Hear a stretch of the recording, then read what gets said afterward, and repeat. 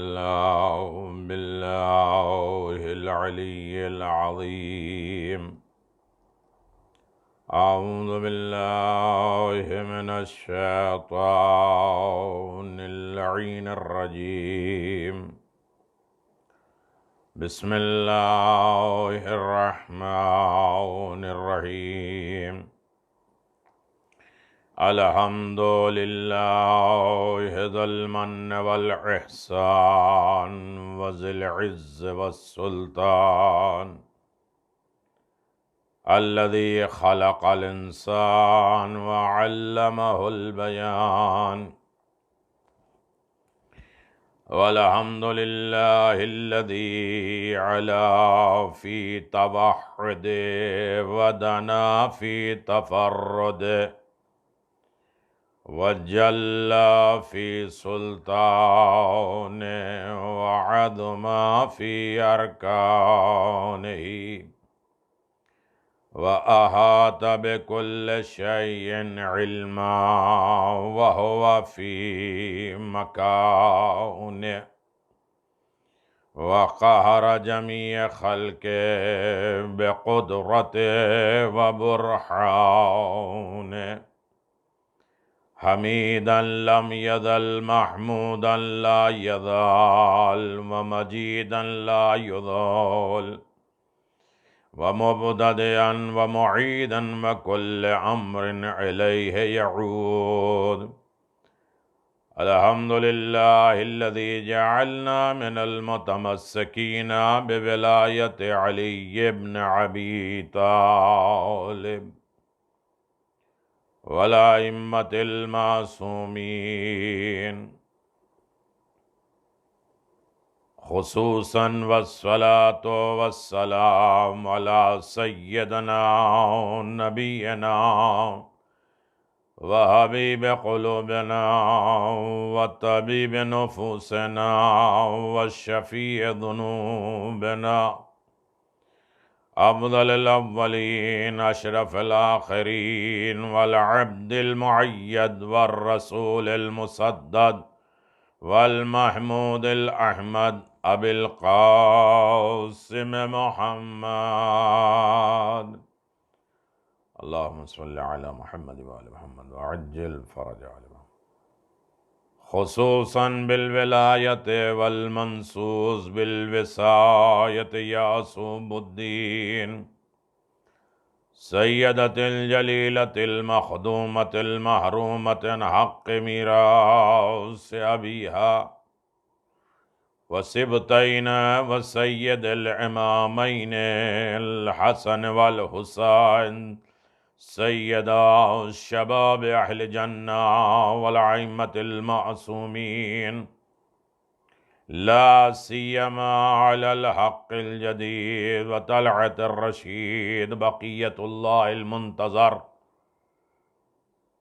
ولعنت اللہ علی اعدائہم من الآن الی قیام یوم الدین. آمین یا رب العالمین. اما بعد فقد قال اللہ تبارک و تعالی فی محکم کتاب المبین وهو اصدق الصادقین وقولہ الحق. بسم اللہ الرحمن الرحیم. وللآخرۃ خیر لک من الاولی وَلَسَوْفَ يُؤْتِيكَ رَبَّكَ فَتَرْضَىٰ. صلوات بر محمد. اللہم صلی علی محمد وآل محمد. عزاداران مظلوم کربلا، سامعین گرامی قدر، عشرہ ایام اعضاء محرم الحرام 1442 میں محفل شاہ خراسان کے عشرے کی یہ 5ویں گفتگو اور 5ویں مجلس ہے جسے آپ سماعت فرما رہے ہیں، بعنوان نصرت اور شفاعت عطیہ الہی ہے۔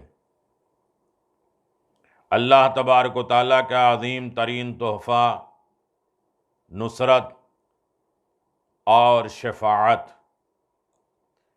نصرت، مدد، ان تنصر اللہ ینصرکم، اگر تم اللہ کی مدد کرو گے تو اللہ تمہاری مدد کرے گا۔ ہمیں کن کن طریقوں سے خدا کی مدد کرنا ہے، 3 سال میں نے آپ حضرات کے اذہان عالیہ تک پہنچانے کی کوشش کی تھی۔ اب بات یہ ہے کہ خدا کی نصرت اور خدا کی مدد کس طریقے سے ہمارے شامل حال رہتی ہے۔ اس دنیا میں خدا ہر مشکلات، پریشانیاں، دشواریاں دین، مذہب، شریعت کے ذریعے کس طریقے سے ہماری نصرت اور مدد کرتا ہے، اور آخرت میں گناہ گاروں کے لیے کس طریقے سے شفاعت کا انتظام کیا ہے۔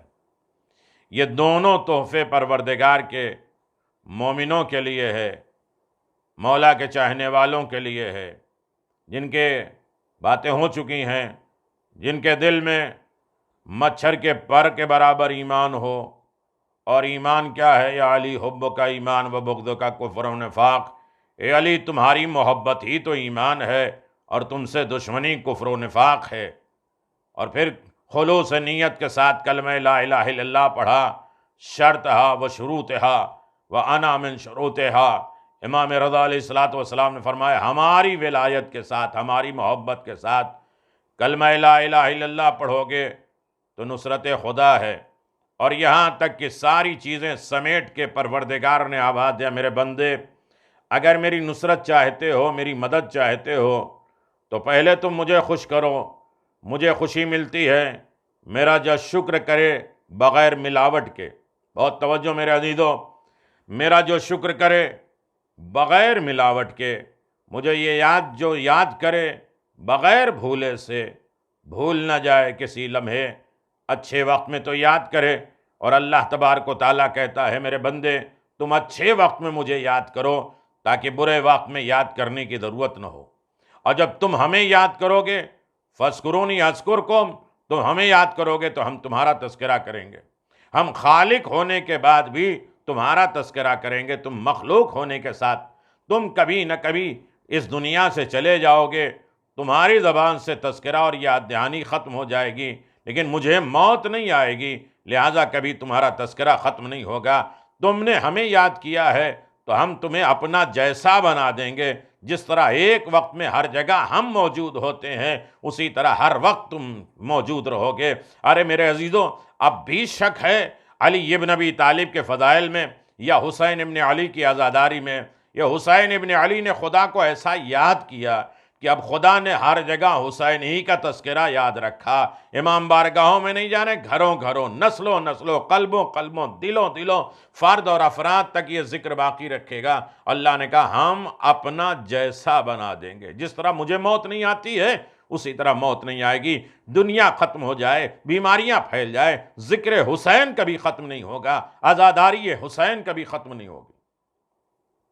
عزیزو، یہی بات ہے کہ میں جس طریقے سے ہر جگہ موجود ہوں، اس طرح سے جو میرا تذکرہ کرے گا، مجھے یاد کرے گا، وہ ہر جگہ موجود ہوگا۔ اور اللہ تبارک و تعالیٰ نے کہا تیسری چیز وہ ہے محبت مجھے بہت پسند ہے۔ میری محبت سب سے عالی ہو، سب سے بہتر ہو، سب سے افضل ہو۔ میری محبت میں کسی کی ملاوٹ نہ ہو، اور جس کی بھی محبت ہو میری وجہ سے محبت ہو، میرے کہنے پہ محبت ہو۔ اسی لیے جناب زینب سلام اللہ علیہا امیر المؤمنین کی گود میں بیٹھی ہیں، اور مولا کائنات کہتے ہیں، مولا کائنات سے سوال کرتی ہیں بابا آپ مجھ سے محبت کرتے ہیں؟ کہاں بیٹا، بالکل محبت، میری ماں سے، میرے بابا سے، میرے نانا سے، میرے بھائیوں سے، کیا سب سے محبت کرتے ہیں؟ بڑا پیارا سوال کیا۔ بابا دل ایک ہے، اتنی محبتیں ایک ساتھ جمع کیسے ہو سکتی ہیں؟ ہو علی جیسا باپ، آواز دیتے ہاں بیٹا، شفقت و محبت تمہارے ساتھ ہے، محبت تو اللہ کے لیے ہے، اور ہماری محبت ہوتی ہی وہ اسی ہے جسے خدا محبت کرنے کا حکم دیتا ہے۔ ہاں میرے عزیزو، اجرکم، اجرت، اجر رسالت، یہ حکم الہی کی بنیاد پر ہم اہل بیت سے محبت کرتے ہیں۔ تو تین چیزیں ہیں میرے عزیزوں. ایک ہے خدا کہتا ہے مجھے شکر پسند ہے, مجھے میری یاد اور ذکر پسند ہے, اور مجھے محبت پسند ہے. اب جو لوگ یہ کر لیتے ہیں تو یقیناً میں ان کو دشمنوں سے محفوظ رکھتا ہوں, حاسدوں سے محفوظ رکھتا ہوں, شرکسوں سے محفوظ رکھتا ہوں, اور میں انہیں اپنا ساتھ شامل کر لیتا ہوں اور ان کی نصرت اور مدد میں کرنے لگتا ہوں. اور جس کی نصرت مدد پروردگار کرنے لگے تو آواز دیا یہی ہے پروردگار, دنیا میں اس کی نصرت ہوگی اور آخرت میں اس کی شفاعت ہوگی. یہاں تک آپ آ گئے تو یہ کب ہوگا؟ جب پروردگار کی مرضی ملے گی, اللہ راضی ہو جائے گا. اللہ کب راضی ہوگا؟ جب بندہ اس کا شکر کرے, اسے یاد کرے, اس سے محبت کرے.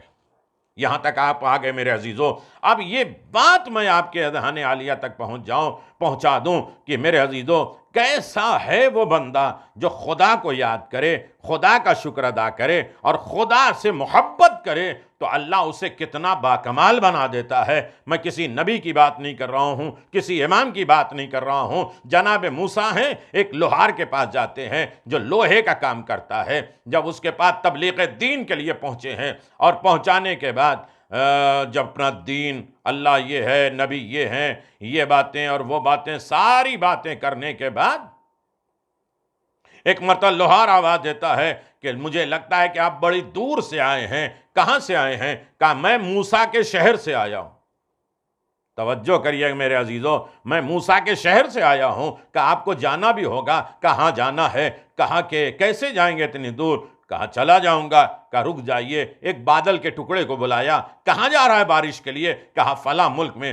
موسیٰ جیسے نبی علی العظم پیغمبر جس کو تبلیغ دین کے لیے جا رہے ہیں, اس کا مقام, اس کا رتبہ, اس کا اختیار کیا ہے؟ آواز دیا اس بادل کو چھوڑو, دوسرا بادل تم کہاں جا رہے ہو؟ فلاں جگہ بارش کے لیے جاؤ. یہ 7 بادل کے ٹکڑے کو بلایا. ایک بادل کے ٹکڑے نے آواز دیا کہ مجھے موسیٰ کے شہر میں بارش کرنا ہے. کہا انہیں بھی لے کے جاؤ. جناب موسیٰ جب وہ بادل پہ سوار ہو گئے اور بادل اڑا تو ایک مرتبہ خدا سے مناجات کی ہے جناب موسیٰ نے. آواز ہے میرے پروردگار, تو نے اسے اتنا پاورفل بنا دیا, میں تو اس کو دین سمجھانے آیا تھا, تبلیغ دین کرنے آیا تھا, اور تو نے اتنا بڑا پاور اسے دے دیا کہ مجھ جیسے اولی العزم پیغمبر کو اس نے بادل کے اوپر اور بادل کے اوپر کنٹرول.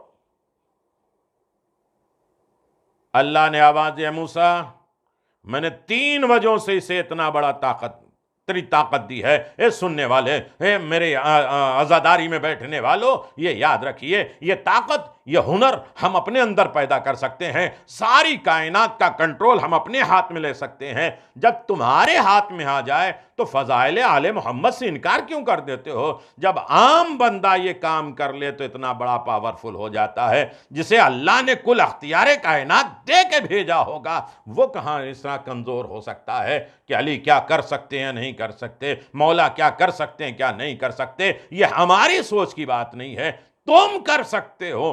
اللہ اسے اتنا پاور کیوں دے دیا؟ کہا اس کو 3 وجہوں سے. یہ میرے ہر فیصلے پہ راضی رہتا ہے, ہر نعمت پہ شکر ادا کرتا ہے, اور میرے امتحانات پہ صبر کرتا ہے, اور یہ 3 دولتوں کی وجہ سے اسے کائنات میں نے بااختیار بنا دیا. عزیزوں بڑا مسئلہ ہے. تو نصرت خدا, پروردگار کی مدد, اللہ کی رحمت اور شفاعت الہی, یہ عظیم ترین تحفہ ہے, دولت ہے, سرمایہ ہے. اب یہاں تک میں بات لے کے آیا ہوں, اے میرے پیغمبر ہم تمہیں اتنا دے دیں گے کہ تم راضی ہو جاؤ گے. تو پیغمبر اسلام نے کیا کہا تھا کہ سارے نبیوں کو اللہ نے ایک ایک دعا دی ہے, جنہوں نے وہ دعائیں یوز کر لی, استعمال کر لی ہے. لیکن میں نے اپنی دعا کو بچا کے رکھا ہے قیامت کے لیے کہ میں گناہگار چاہنے والوں کو اس کے ذریعے شفاعت دوں گا. شفاعت کیا ہے؟ بڑا اہم موضوع ہے اور بہت اہم ترین ہے. ہر مومن کو با امید ہونا چاہیے. مولا کائنات امیر المؤمنین علی ابن ابی طالب علیہ الصلوۃ والسلام, میں ٹائم زیادہ نہیں لینا چاہتا ہوں، جلدی جلدی بات پہنچ جائے، ادھر ادھر کی باتیں نہ ہو، جو میرے موضوع کی گفتگو ہو اسی کو میں آپ کی خدمت میں پہنچاتا رہوں۔ میرے عزیزوں، مولا کائنات سے کسی نے کہا کہ مولا امید پروردگار کیا ہے؟ رجب میں کہتے ہیں یا من ارجوہ لکل خیر، ہر خیر کی امید پروردگار کی۔ مولا نے پوچھا تم لوگ کیا امید رکھتے ہو؟ امید کی آیت قرآن مجید میں سب سے زیادہ کون سی ہے؟ سب نے کہا لا تقنطوا من رحمت اللہ ان اللہ یغفر الذنوب جميعا، اللہ کی رحمت سے نا امید نہ ہو، اس سے بڑی رحمت کی امید کی آیت کون سی ہوگی؟ مولا نے آواز دی ہم اہل بیت کی امید کی آیتیں اور بھی ہیں۔ کہا وہ مولا کیا ہے؟ کہا سب سے بڑی امید ہم آل محمد، یہ تو دنیا کی امید ہے کہ اللہ کی رحمت سے مایوس نہ ہونا۔ آل محمد کہتے ہیں مجھے سب سے زیادہ امید والی آیت ہے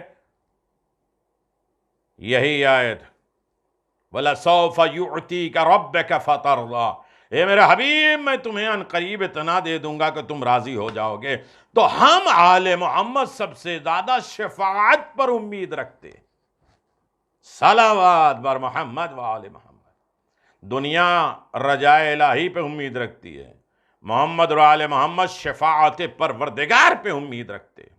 ہاں میرے عزیزوں، باتیں بڑی ہو چکی اور میں کہاں تک پہنچا تھا کہ شکر کی کیفیت کیا ہے، بندہ خدا کا شکر کیوں نہیں کرتا ہے، اور کون کون سے مقامات ہیں اور کن کن طریقوں سے بندہ خدا کا شکر ادا کر سکتا ہے۔ آگے چل کے میں تھوڑا سا اشارہ کر کے بات آگے بڑھا دوں۔ میرے عزیزوں، شکر ہی پہ بات ہو تو کئی اشرے درکار ہیں۔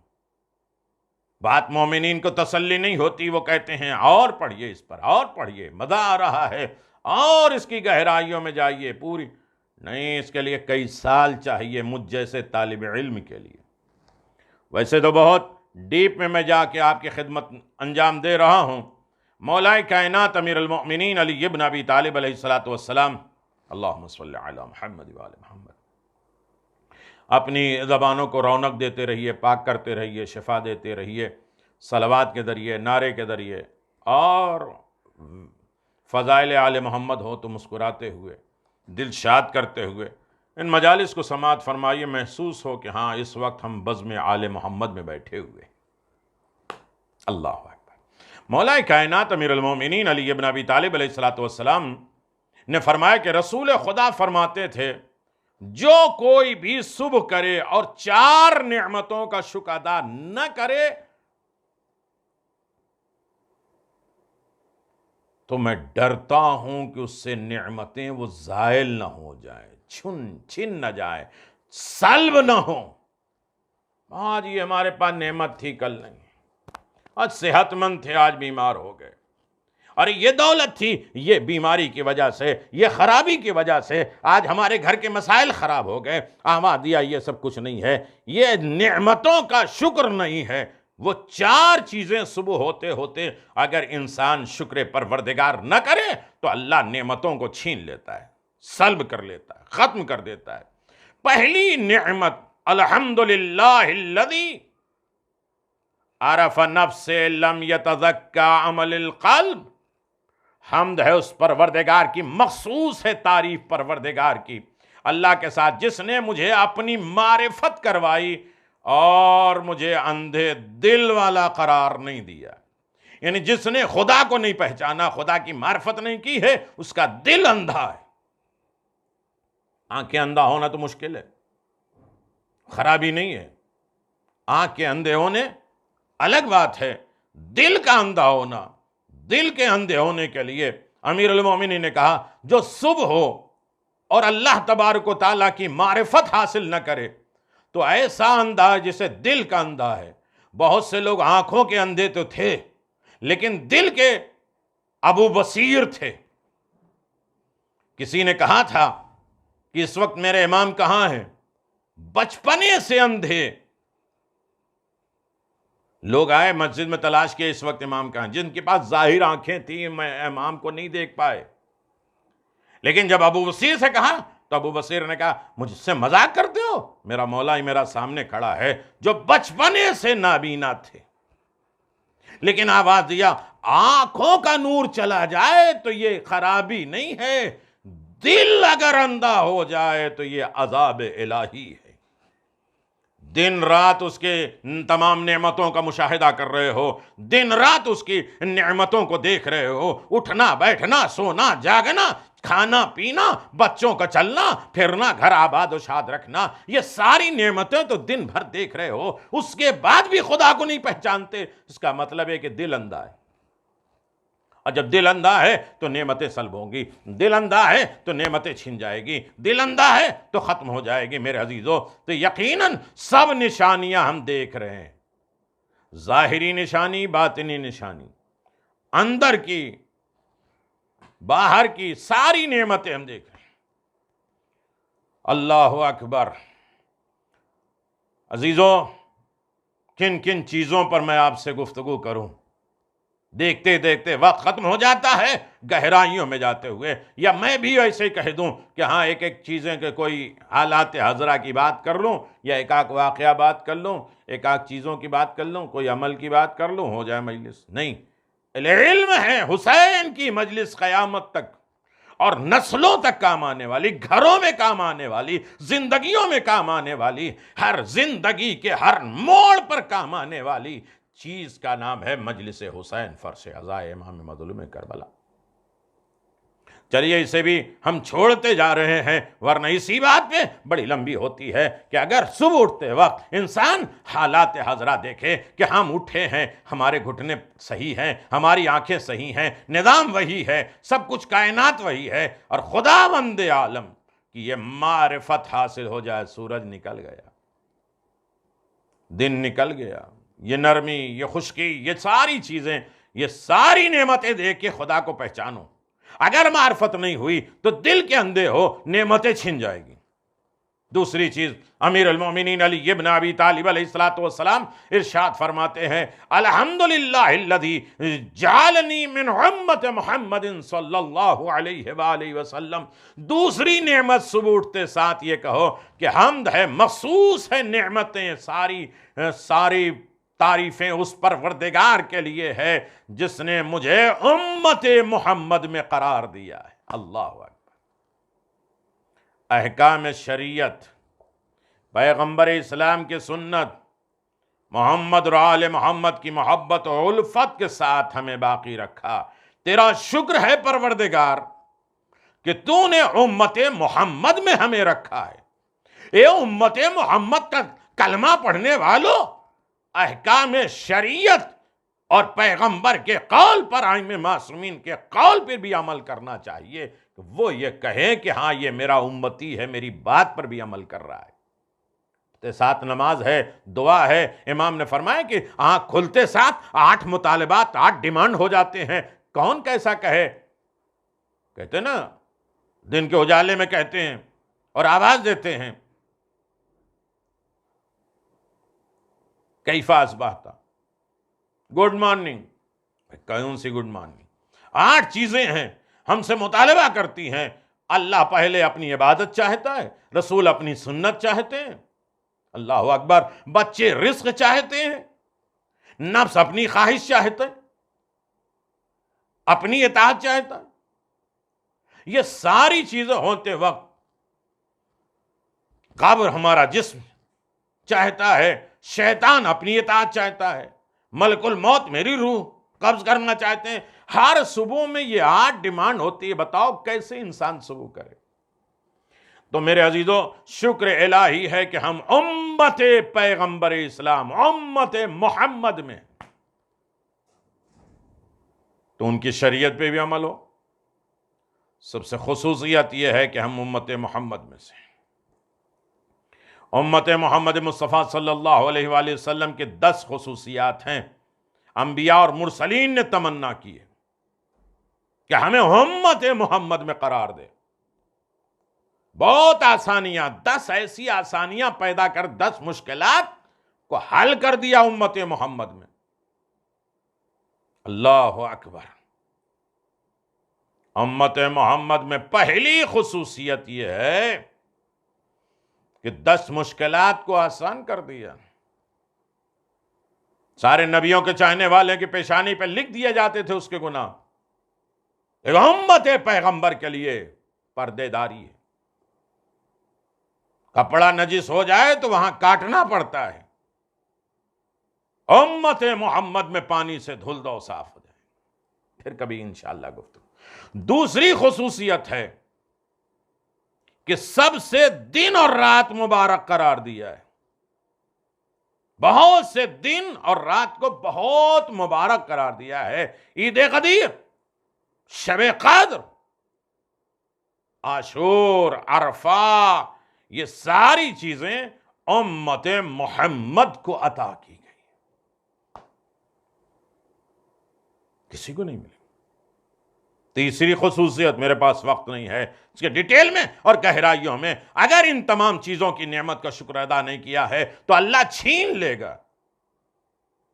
تیسری، ہر مشکل عبادت کے لیے آسان عبادت بھی رکھی ہے. کربلا تم نہیں جا پاتے، یہیں سے کھڑے ہو کے اپنی انگلی اٹھاؤ، کربلا کا رخ کرو اور کہو السلام علیک یا ابا عبداللہ. کتنے حج، کتنے عمرے، کتنی دولتیں، کتنے سرمایہ، تم شب قدر کو حاصل نہیں کر سکتے؟ 10 مرتبہ سورہ انا انزلنا پڑھو. کتنے کام ہیں جسے آسان کر دیا ہے امت محمد نے. صلوات بر محمد. نعمتوں کا شکر ہونا چاہیے یا نہیں ہونا چاہیے؟ میرے لیے آسان ہے کہ میں اس موضوع کو اور آگے بڑھا دوں، لیکن حقیقت میں بات پہنچ رہی ہے اور انشاءاللہ پہنچتی رہے گی، اور بات آگے بڑھانے کے لیے وقت ہے، زندگیاں ہیں. لیکن ایک بات تو حقیقت طریقے سے ہم سمجھ لیں. چوتھی خصوصیت، تمام زمینوں کو پاک کیا.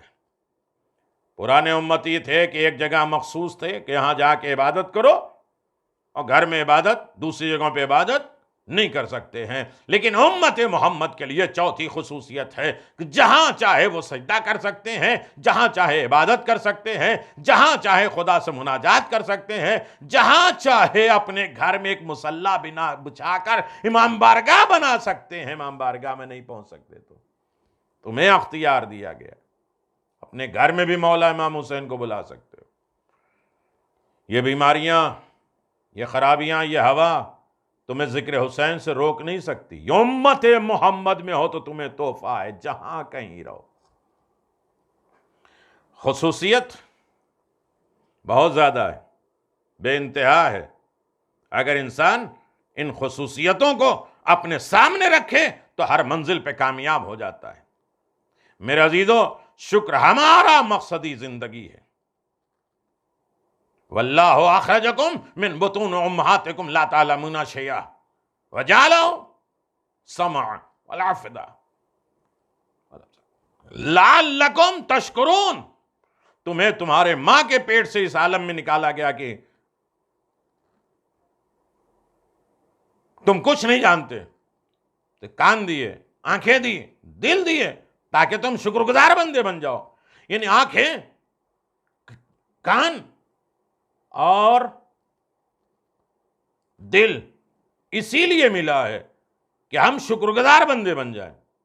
اور شکر گزار بندے بننے کے لیے یقیناً اس امت کو خدا نے اتنی فضیلت عطا کی ہے کہ سابقہ امتوں کے اولی العزم پیغمبر بھی دعا کرتے ہیں کہ اللہ ہمیں امت محمد میں قرار دے. جناب موسیٰ ہیں، دعا کرتے ہیں اللہ ہم سب کو امت محمد میں قرار دے. جناب ابراہیم کہتے ہیں کہ وجعلنی من الصالحین، مجھے صالحین میں قرار دے، امت محمد میں قرار دے. یہ اولی العزم پیغمبر ہو کے بھی امت محمد میں ہونے کی دعا مانگتے. اس نعمت پہ شکر ہونا چاہیے یا نہیں ہونا چاہیے؟ اس نعمت کو اپنی حقیقت زندگی سمجھنا چاہیے یا نہیں سمجھنا چاہیے؟ اس نعمت کو اپنے لیے قابل قدر ہونا چاہیے یا نہیں ہونا چاہیے؟ رب اجعلنی من امت محمد صلی اللہ علیہ وآلہ وسلم وحی اللہ علیہ یا موسیٰ ان لا تصل علی ذالک. اے پروردگار مجھے محمد اور آل محمد کے امت میں سے قرار دے. خدا نے وحی کہ موسیٰ تم وہاں تک پہنچ ہی نہیں سکتے. جو امت محمد کا مقام ہے موسیٰ، تم وہاں نہیں پہنچ سکتے۔ یہ کس کی کیفیت ہے، یہ کس کا مقام ہے، یہ کس کی منزل ہے؟ انسان اس پر غور تو کرے، انسان اس پر فکر تو کرے۔ یعنی تفسیر صافی میں یہ روایت موجود ہے کہ حضرت موسیٰ علیہ السلام نے عرض کیا کہ خدایا، تمام امتوں میں سے میری امت افضل ہے، کیونکہ اس پر تو نے بادل کا سایہ کیا، دریائے نیل کا میرے لیے راستہ۔ میرے پاس وقت نہیں، ورنہ اس واقعات کی تفصیل میں جاتا اور آپ سمجھ لیتے کہ شفاعت کسے ہے کہتے ہیں اور شفاعت کیا چیز ہے۔ دنیا میں اللہ نے سمپل پیش کیا ہے، لیکن جناب موسیٰ کہتے ہیں کہ دعا کر رہے ہیں کہ اللہ امت محمد میں مجھے قرار دے۔ میرے عزیزو، باتیں بہت دور تک مجھے لے کے جانا ہے، لیکن جناب موسیٰ نے کہا میرے پروردگار، میری امت سے افضل کائنات میں کوئی ہے؟ تو نے ہماری امت کے اوپر بادل کا سایہ کیا ہے اور دریائے نیل میں گزرنے کے لیے راستہ خلق کیا ہے، بنایا ہے، اور ہم پر جنت کے کھانے من و سلوہ نازل کیا ہے۔ اللہ اکبر! جو جانتے ہیں وہ پہنچ جا رہے ہیں میرے عزیزوں، اور زیادہ مجھے ڈیٹیل میں نہیں جانا ہے۔ من و سلوہ نازل کیا ہے، خطاب ہوا اے موسیٰ، کیا تمہیں معلوم ہے کہ امت محمد مصطفیٰ کی فضیلت باقی امتوں پر ایسی ہے جیسے خود محمد مصطفیٰ کو ساری مخلوق پہ فضیلت حاصل ہے، اسی طرح امت محمد کو ساری کائنات کے امتیوں پہ فضیلت ہے، اسی طرح تمام مخلوقات سے افضل ہے، اسی لیے امت بھی تمام امتوں سے افضل ہے۔ جناب موسیٰ نے مناجات کی، یا رب لم افضل ہے، اے محمد اور آل محمد، اے میرے پروردگار، کس وجہ سے انہیں فضیلت دی ہے؟ تو 10 چیزیں بتائی تھیں، اور اس میں ایک چیز عاشور بتائی تھی۔ اے عاشور کو چھوڑنے والو، مجلسیں چھوڑ دینے والو، فضائل آل محمد نہ سننے والو، پھر کس چیز کے امت محمد میں فخر کرتے ہو؟ صرف اچھا لینے میں؟ اگر جناب موسیٰ نے کہا کہ ہمارے لیے بادل سایہ ہوا تو صرف سایہ ہوا۔ امیر المؤمنین کہتے ہیں کہ پیغمبر اسلام نے آواز دیا انس کے ذریعے، علی جاؤ، ایک چادر بچھایا، 10 لوگوں کو جمع کیا، اور اس کے بعد علی ابن ابی طالب نے ہوا کو حکم دیا، وہ چادر پہ 10 آدمی اڑ کے ایک فلائٹ کے جیسے جا رہے ہیں۔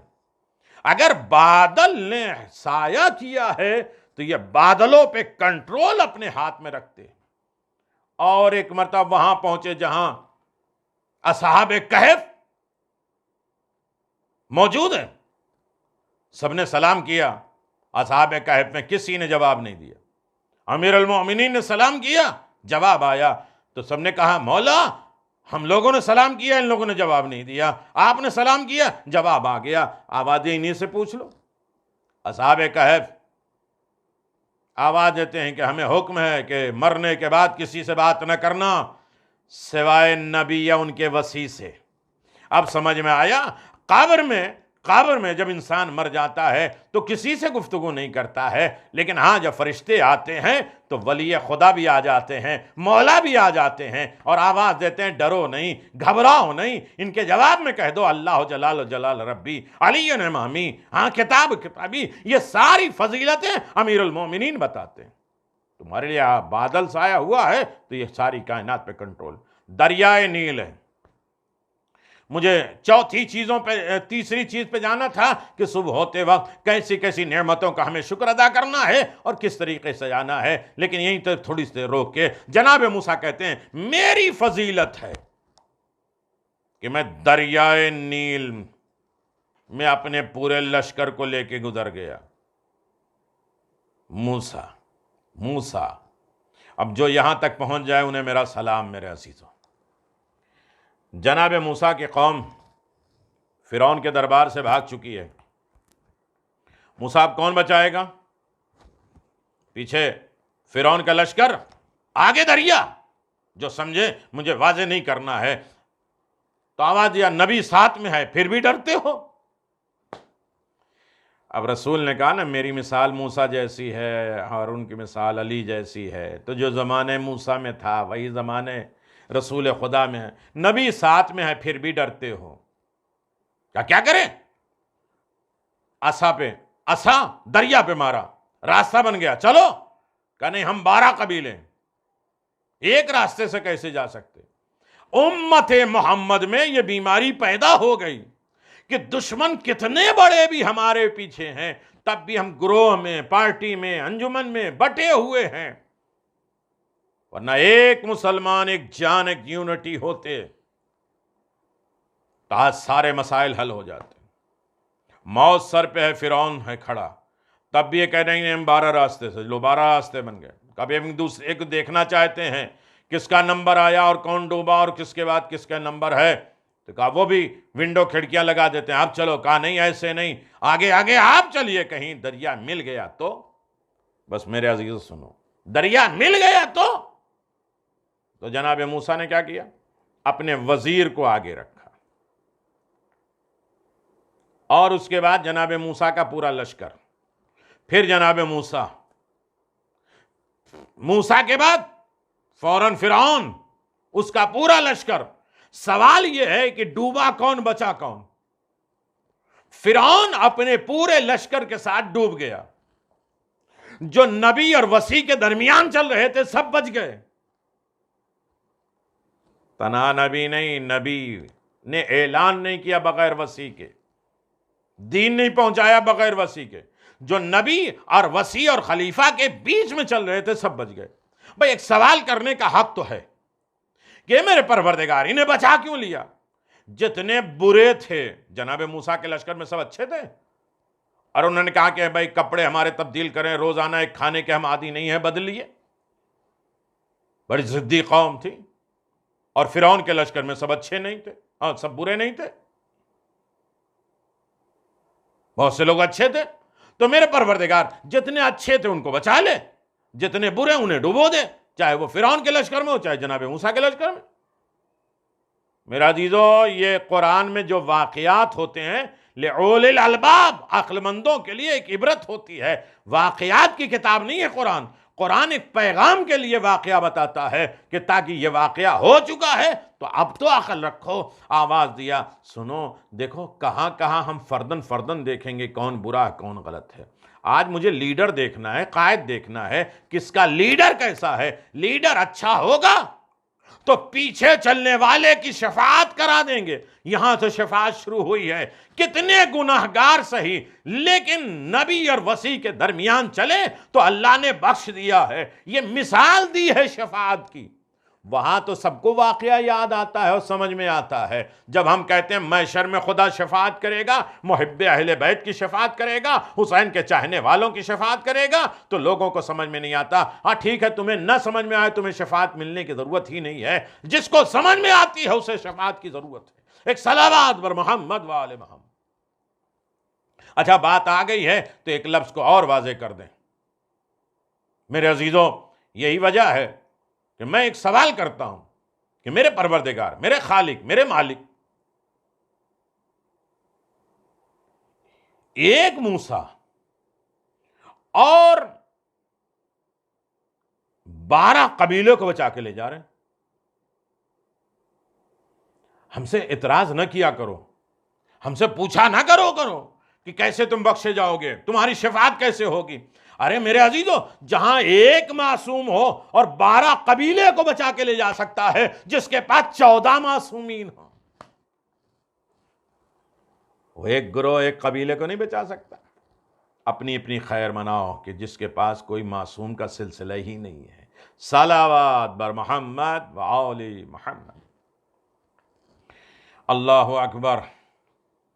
عزیزوں، یقیناً اس کے بعد ایک نعمت کا اور شکریہ ادا کرو صبح ہوتے ساتھ۔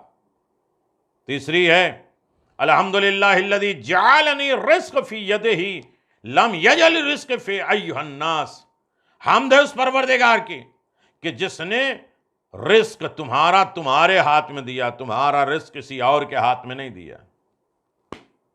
ارے میرے عزیزو، توجہ کر لیجئے گا، کبھی صبح ہوتے وقت یہ سوچئے جو بیٹی لیتے ہوں گے، جو آرڈر دیتے ہیں اٹھیں پانی پلا دو، مصلی پہ جانے سے پہلے چائے پیتے ہیں، پہلے دیکھیں کہ ان کا رزق کسی اور کے حوالے ہے۔ یہ شکر کا مقام نہیں ہے میرے عزیزو، ہے یا نہیں؟ حمد ہے اس پروردگار کی تمام تعریفیں اس خدا کی ہے جس نے میرا رزق اپنے ہاتھ میں رکھا ہے، میرا رزق لوگوں کے ہاتھ میں نہیں رکھا ہے۔ رزق دینا کو اللہ خود کہتا ہے، رزق دینا میرا کام ہے، شکر کرنا تمہارا کام۔ سب کے ڈپارٹمنٹ الگ ہیں، ہم اس میں گھس جائیں کہ رزق تو ہم ہی دیتے ہیں، ارے دن بھر محنت کریں مانگنے آ جاتے ہیں، رزق ہمارا تھوڑی نہیں۔ اللہ کہتا ہے کچھ کام میرے ہیں، کچھ کام تمہارے ہیں، رزق دینا میرا کام ہے، شکر کرنا تمہارا کام ہے۔ بس اس نے میرے ہاتھ پاؤں دیے ہیں تاکہ میں رزق تلاش کر سکوں۔ ظاہر ہے کہ ایک دوسرے کے رزق دیتا، کھانے پینے کا مسئلہ ہوتا، ایک دوسرے کی محتاجی ہوتی، ایک دوسرے کی ضرورت ہوتی، اور یقیناً ایسا نہیں ہے کہ کہیں جا کے ہم گوشت لے آئیں، آٹا لے آئیں، چاول لے آئیں۔ ہو سکتا ہے کم کوئی علم رکھنے والا یہ سوچے کہ ہاں ہم دوسروں کے ہاتھ سے تو روزی لیتے ہیں، آواز یا جا کے چاول لیتے ہیں، آٹا لیتے ہیں، شکر لے آتے ہیں اور لے آتے ہیں، وہ لیتے ہیں، سب سے لے تو آتے ہیں آباد یا، مگر اصل میں خدا اپنی قدرت سے اسے رزق دیتا ہے۔ جو تم گوشت لاتے ہو پہلے دیکھو کہ بکرا کس نے بنایا، بکرے کو اتنا جاندار کس نے بنایا، بکرا کھاتا کیا ہے اس کو کس نے بنایا، اور زمین کس نے بنائی، وہ لینڈ کس نے بنایا، وہ اس میں طاقت کس نے دی ہے، اس میں ہنر کس نے بنایا، اس کو حلال کس نے قرار دیا۔ دنیا بھر کے سارے مسائل ہیں، یہ اللہ کے ہاتھ میں۔ مجھے رزق کے تھوڑے سی اور کیفیتوں میں جانا تھا، لیکن وقت نہیں ہے میرے عزیزو، سنو گے اور یقیناً اس کے لیے انسان آواز دے دے ہے، وَمَا مِن دَابَّةٍ فِي الْأَرْضِ إِلَّا عَلَى اللَّهِ رِزْقُهَا، زمین میں جو کچھ بھی ہے اس کا رزق پروردگار کے ہاتھ میں۔ موسیٰ نے پتھر پہ، دریا میں عصا مارا، راستہ ہوا، پتھر دکھایا، پتھر میں عصا مارا تو وہ ٹکڑا ہوا، اندر سے چونٹی ہرے پتے لیے ہوئے۔ عباسی خلیفہ کا دور ہے۔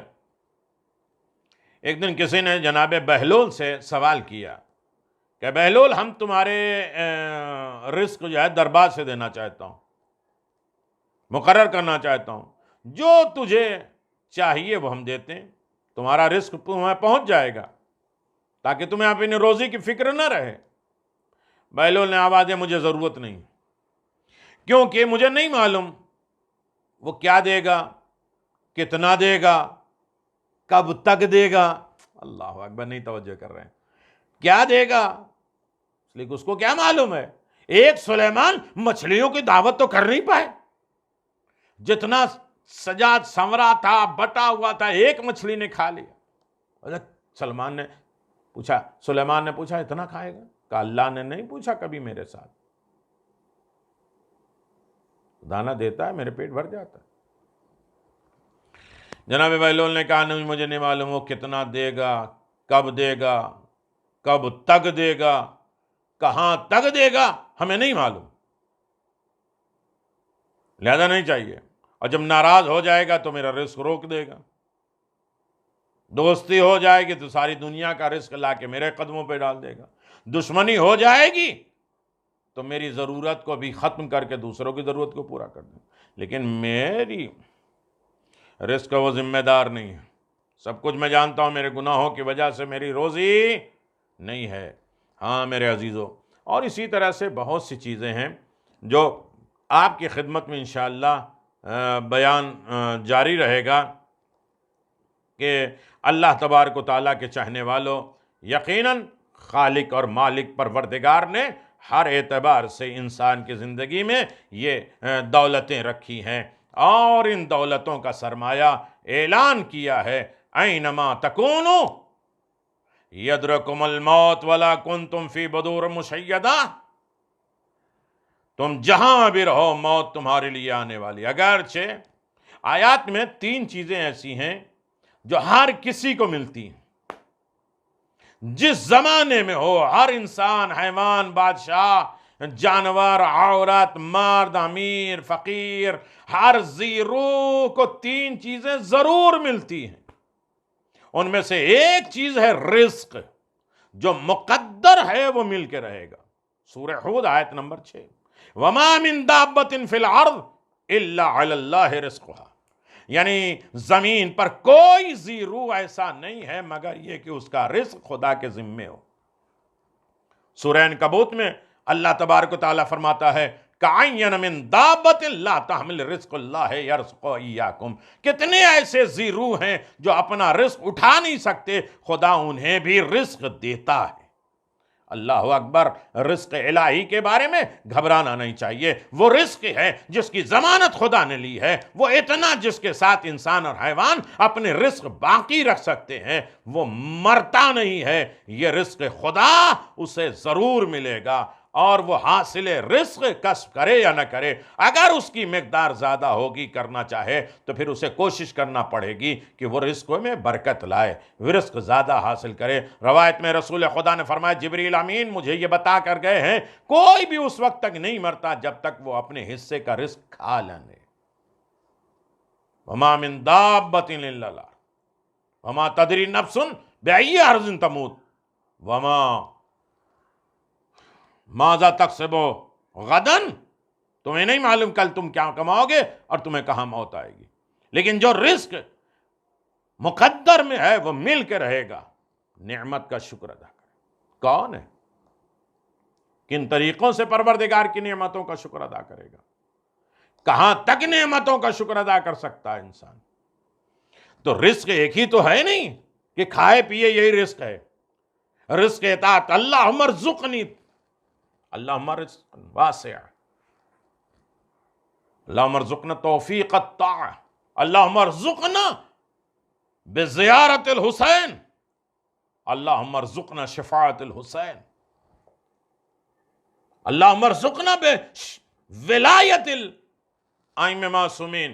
رزق رزق عقل، رزق رزق صحت، رزق رزق برکت، رزق رزق عزت، رزق رزق اطاعت، رزق رزق زیارت۔ کتنے طریقے کا رزق پایا جاتا ہے، یہ اللہ دے گا، لیکن اس وقت موت نہیں آئے گی جب تک رزق نہیں ہوگا۔ اور کچھ لوگ مر بھی جائیں گے تب بھی ان کا رزق ملتا رہے گا، اور کچھ لوگ مر کے بھی نہیں مریں گے۔ وَلَا تَحْسَبَنَّ الَّذِينَ قُتِلُوا فِي سَبِيلِ اللَّهِ أَمْوَاتًا، جو اللہ کی راہ میں مر جائے وہ مردہ نہیں ہے، رزق پروردگار پاتا ہے۔ جب ان کی محبت میں مر جانے والا رزق الہی پاتا ہے۔ رزق ہے رزق عزاداری۔ اللہم ارزقنا شفاعت الحسین یوم الورود، شفاعت حسین ہمیں عطا فرما جس وقت ہم قبر میں اتارے جائیں گے۔ شفاعت حسین کی، اللہ کی شفاعت آخرت میں ہے۔ حسین ابن علی نے اسے دنیا ہی میں شفاعت گاہ بنا دیا ہے۔ آواز ہے تم ہمارے ساتھ آئے ہو، اب تم حر نہیں ہو، حر علیہ السلام بن گئے۔ میرے عزیزو، دنیا میں وہ شفاعت دے کر گناہوں کو ختم کر دیا، اور آج بھی جب انسان فرش عزا پہ بیٹھتا ہے، آنکھوں کے آنسو آتے ہیں، سارے گناہ مٹ جاتے ہیں اور انسان اجر عظیم حاصل کر لیتا ہے۔ شفاعت حسین اس دنیا میں بھی ہے، آخرت میں بھی۔ امام حسین علیہ السلام کے چاہنے والوں، امام حسین علیہ السلام نے ساری دنیا کو شفاعت بانٹی ہے، عزت بانٹی ہے، سکون بانٹا ہے۔ حسین عزت کے امام ہیں، حسین رحمت کے امام ہیں، حسین فخر و مباحات کے امام ہیں، حسین زندگیوں کے امام ہیں، حسین موت کے امام ہیں، حسین اجر عظیم دینے والوں کے امام ہیں۔ اللہ اکبر۔ یقیناً اگر انسان ان تمام عزتوں کو، ان تمام سرمایوں کو، ان تمام مقدس ہستیوں کا ملاحظہ کرے کہ امام حسین علیہ السلام پر رونے کے آداب کیا ہیں، سارے گناہ خود بخود محو ہو جاتے ہیں، اور قیامت میں انسان سب سے بڑا اعلیٰ مقام حاصل کر لیتا ہے۔ میرے عزیزو، ایام عزا ہے، گریہ حسین، امام مظلوم کربلا، کہ جہاں مجلس ہوتی ہے، آپ اپنے گھر میں بیٹھے ہیں، مجلس کر رہے ہیں، اس وقت وہ حرم خدا ہوتا ہے، حرم الہی ہوتا ہے۔ روایت میں ہے وہ حتیم کی منزل ہوتی ہے، جہاں ہجر اسماعیل میں جہاں دعائیں قبول ہوتی ہیں، وہ قبہ حسین کا مقام ہوتا ہے۔ جہاں مجلس ہوتی ہے روایت میں ہے کہ وہ مشعر الحرام ہوتی ہے، جہاں مجلس ہوتی ہے وہ ابتدا اور محشر کا مقام کا میدان رکھتی ہے، ابتدائے کائنات اور محشر کا مقام، ان تمام چیزوں کی حیثیت ان مجلسوں میں ہے۔ یہ مجلسیں شفاعت گاہ ہیں، یہ مجلسیں نصرت الہی ہیں جو ہمارا موضوع چل رہا ہے۔ آؤ ان مجلسوں سے مدد حاصل کرو، آؤ ان ذکر حسین سے مدد لو، آؤ ان فضائل و مصائب حسین غریب پر گریہ کر کے اس دنیا میں بھی شفاعت لو، آخرت میں بھی شفاعت لو، اس دنیا میں بھی گناہ معاف کراؤ، آخرت میں اجر عظیم حاصل کرو۔ معمولی چیز نہیں ہے، میں نے درمیان میں بہت سی چیزیں چھوڑ دی۔ امام حسین علیہ السلام کے اوپر رونے کی اہمیت سید علی حسین حسینی بیان کرتے ہیں، مشہد مقدس ہے، روز عاشور ہے۔ میرا دوست ہمیں مقتل سید الشہداء کی ایک کتاب پڑھ کر سناتا ہے۔ جب وہ اس حدیث پر پہنچا کہ حضرت امام محمد باقر علیہ السلام نے ارشاد فرمایا، جس شخص کی آنکھ سے مصیبت حسین میں آنسو جاری ہو، خواہ وہ مکھی کے پر کے برابر کیوں نہ ہو، خدا متعال اس کے گناہوں کو بخش دیتا ہے۔ یہ کم شکر کا مقام ہے، اور جب شکر کرو تو خدا راضی ہوتا ہے، اور جب خدا راضی ہوتا ہے تو نصرت کرتا ہے، دنیا میں نصرت، آخرت میں شفاعت۔ بہت آسان، میں نے سمیٹ کے 2 لفظوں میں رکھ دیا، کم از کم اتنا لفظ تو ہر انسان کو یاد رہے گا۔ جو شخص کی آنکھ سے مصیبت حسین میں آنسو نکلے، چاہے مکھی کے پر کے برابر کیوں نہ ہو، خدا بند عالم اس کے گناہوں کو بخش دے گا، اگرچہ وہ سمندر کے جھاگ کے برابر کیوں نہ ہو۔ سمجھ نہ سکے انسان کتنا بڑا گناہ گار ہے، تب بھی اللہ بخش دیتا ہے۔ مجلس میں بیٹھے ایک شخص اس حدیث کو قبول کرنے سے انکار کر دے رہے ہیں، کہتے ہیں یہ حدیث مجھے سمجھ میں نہیں آتی۔ ایک تو سب سے بڑا مسئلہ، خرابی یہی ہے کہ اختیار حسین کو ہم سمجھنے بیٹھے ہیں کہ ہمیں کیا نہیں سمجھ میں آتا۔ پہلے ہماری عقل ہے یا نہیں، عقل معاد ہے، عقل معاش ہے، کون سی عقل کس منزل پر ہے، کس طریقے کی وہ چاروں عقل ڈیولپ کر رہی ہیں، ہم حسین کو سمجھنے چلے۔ سمجھو نہیں، حسین کو مانو۔ عزاداری سمجھنے کی چیز نہیں ہے، ماننے کی ہے، اور سمجھ میں نہیں آئے گی۔ اس کے لیے پاک رزق چاہیے، پاک ذہن چاہیے، اس کو سمجھنے کے لیے معصوم کا دل، دماغ، فکر چاہیے، اللہ کا لب و لہجہ چاہیے، جبریل کا انداز چاہیے، معصومین کی گفتگو چاہیے ان عزاداری کو سمجھنے کے لیے۔ ہر نبی نے گریہ کیا ہے، ہر نبی نے فریاد کیا ہے، وہ کہتے ہیں یہ حدیث مجھے سمجھ میں نہیں آتی، انکار کر دیا، کہا اس کو عقل قبول ہی نہیں کرتی۔ پہلے یہ دیکھو تمہارے پاس عقل ہے یا نہیں۔ العقل ما عبد بہ الرحمن واقتصب بہ الجنان، عقل اسے کہتے ہیں جس سے رحمان کی ایسی عبادت کی جائے کہ بدلے میں کنفرم جنت مل بھی جائے۔ کہتے ہیں عقل کہ ترازو پہ نہیں آتی ہے۔ میرے عزیزو، پہلے تمہاری عقل دیکھو کہ تم عقل ہے۔ ہر دینی مسئلے میں تمہیں اعتراض ہو جاتا ہے، ہر فضائل پہ تمہیں اعتراض ہے، ہر عطا الہی پہ تمہیں اعتراض ہے، ہر امام حسین کی ولایت، ائمہ معصومین کی ولایت پہ تمہیں اعتراض ہے۔ پہلے تم خود اپنے آپ کو، میں پھر وہی کہوں کہ آج عزاداری کی تم اصلاح نہ کرو، عزاداری کے ذریعے اپنی اصلاح کر لو، یہی کافی ہے۔ میں کسی اور کی طرف نہیں جا رہا ہوں، جو لوگ ایسا کر رہے ہیں وہ خود سمجھتے ہوں گے۔ بس میرے عزیزوں، میں بات کچھ اور کرنے والا تھا، بحث شروع ہو گئی، اس کے بعد افراد گھروں کو چلے گئے، لوگ چلے گئے گھروں میں۔ اس رات اس شخص نے خواب دیکھا کہ قیامت برپا ہے، گرمی کی شدت ہے، پیاس بہت سخت لگی ہوئی ہے، وہ ہر طرف پانی کی تلاش میں گیا لیکن اسے پانی کہیں نہیں ملا۔ آخر کار تھک ہار کر وہ ایک جگہ بیٹھ گیا تو اچانک اس کی نظر پانی سے بھرے ہوئے کنویں پہ پڑی. ارے جس کا پانی برف سے زیادہ ٹھنڈا تھا, اس کے کنارے پہ دو آدمی, ایک عورت کالے لباس پہنے کھڑے ہوئے ہیں. اس شخص نے کسی سے پوچھا یہ کون ہے؟ کون ہے؟ جواب ملا یہ محمد ہیں, یہ علی ہیں اور یہ فاطمہ زہرا ہیں. پھر اس نے پوچھا کہ انہوں نے یہ سیاہ لباس کیوں پہنا ہے, کالا کپڑا کیوں پہنا ہے, غمگین کیوں ہیں, رونے والے کیوں ہیں, آنکھوں میں آنسو کیوں ہیں, ایسا لگتا ہے ان کے اوپر مصائب آئے ہیں. لوگوں نے کہا ہاں معلوم ہے آج روز عاشورہ ہے, یہ اس وجہ سے غمزدہ ہیں. میں ان کے قریب گیا اور پانی کی درخواست کی, میں نے پانی مانگا, مگر جناب سیدہ نے مجھے غصے سے دیکھا اور فرمایا تو میرے نور چشم حسین پر رونے کی فضیلت کا انکار کرتا ہے, جسے ظلم و دشمنی سے قتل کیا گیا, اور خدا اس کو قتل کرنے والوں پر اور اس پر ظلم کرنے والے اور پانی بند کرنے والے پر لعنت کرے. جناب سیدہ کہہ رہی لعنت, اور وہ الگ بات ہے کسی کو لعنت نہ سمجھ میں آئے تو میں کیا کروں. میرے عزیزو, نہ عزاداری میں ذرہ برابر شکوک پیدا نہ کرو. عزاداری نعمت الہی ہے, نصرت خدا ہے, قوم کو آبادی کا ذریعہ ہے. یہ عزاداری نہ ہوتی تو قوم بھی نہ ہوتی, دین بھی نہ ہوتا, مذہب بھی نہ ہوتا, یہ دنیا بھی نہ ہوتی, تباہی تباہی تباہی ہوتی. یہ نصرت خدا نہیں ہے, آخرت میں شفاعت بھی ہے.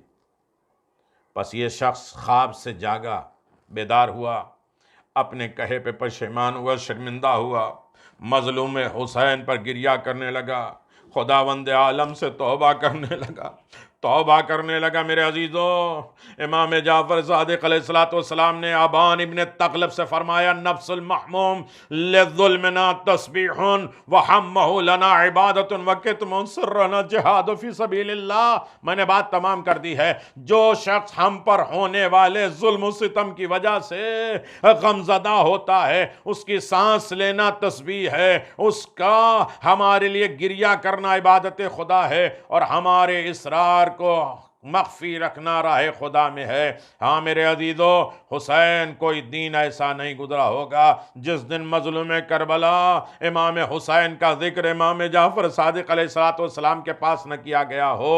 ارے اس دن صبح سے لے کر شام تک آپ کے تبسم ختم ہو گئے. آپ مسلسل فرماتے تھے کہ ہائے میرا جد حسین مارا گیا. ہاں عزادارو, یہ تو حسین ابن علی کے مصائب ہیں, یہ حسین ابن علی کا کارنامہ ہے کہ عزادارو جو حسین پہ گریہ کرے تو اللہ تبارک و تعالیٰ اسے کیا عطا کرتا ہے. ہاں میرے عزیزو, ایک دو بچے ہیں جنہیں عون اور محمد کہتے ہیں. میرے عزیزو, کیسی نصرت, عون کس طریقے سے نصرت مولا کے لیے تیار ہے. اے بچوں جاؤ اپنے ماموں جان پہ قربان ہو جاؤ. ماموں جان اجازت نہیں دیتے, ایک لفظ ہے میرے عزیزو, اجازت نہیں دیتے. میرے بچوں جاؤ. اونو محمد کو تیار کیا.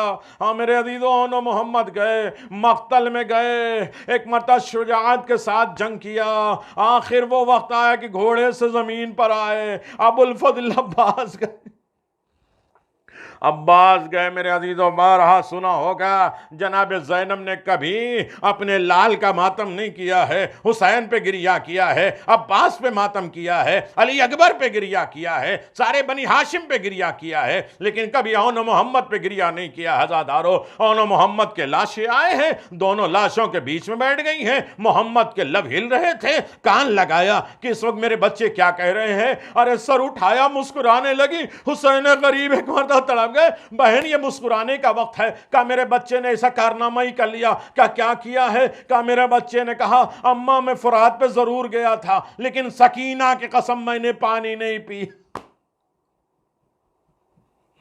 جناب زینب نے اونا محمد کے لاشیں دیکھے گریہ نہیں کیا, اونا محمد کے سر دیکھے گریہ نہیں کیا. عزادارو, سر آئے تو گریہ نہیں کیا, لیکن جب وہی مدینہ پہنچی ہیں, گھر میں داخل ہوئی, چھوٹے چھوٹے تکیے کو دیکھا.